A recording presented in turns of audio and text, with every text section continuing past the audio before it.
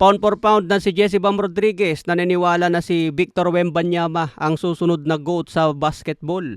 Sa edad raw ni Wembanyama na edad 22, naniniwala siya na may kakayahan nito na maging susunod kay LeBron James dahil sa batang edad nito nakapasok agad sa finals. So naniniwala ba kayo mga boss na si Victor Wembanyama na ang susunod kay LeBron James na GOAT? Samantala nagsimula na po sa training si Conor Ben the Destroyer. Pinaghahandaan na po si Ryan Garcia para sa kanilang laban ngayong September.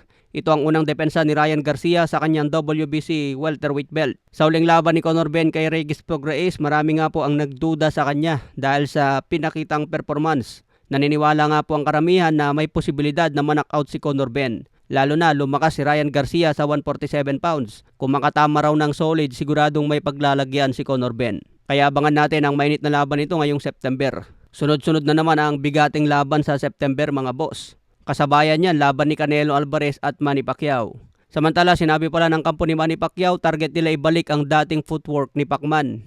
Naniniwala nga po ang kampo ni Pacman na bilis ng paa pa rin ang tatalo kay Floyd Mayweather. Lalo na parehas na silang umiedad.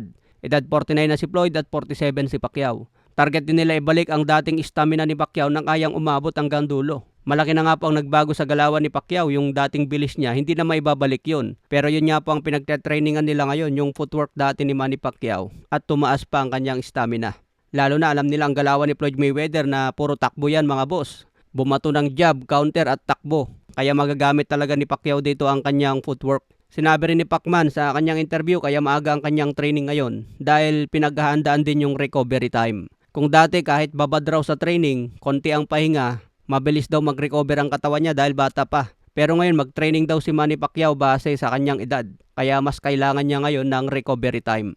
Kaya ngayon pa lang nagsisimula na sa cardio si Manny Pacquiao. Sa ibang banda, Cuadro Alas, sinabi nga po na pagkain lang si Luis Nery. Sabi po niya, gigil na ako mga boss, sarap ng kumain ng Mexican food. Tinuturing niya na Mexican food lang si Luis Nery. Kaya abangan natin ang final weigh-in bukas at bakbakan na sa June 6. Sa tingin nyo mga boss, kakainin lang ba ni Cuadro Alas si Luis Nery? Samantala, update natin ang kasalukuyang pound for pound sa boxing. Number 1 si Inoue, number 2 si Usyk, number 3 si Jesse Bam Rodriguez. Number 4 si Bivol, number 5 si Shakur Stevenson, number 6 si David Benavides, number 7 si Devin Haney, number 8 si Oscar Collazo at number 9 si Junto Nakatani. Panghuli na labang po si Canelo Alvarez. Okay mga boss, hanggang sa muli nating updates.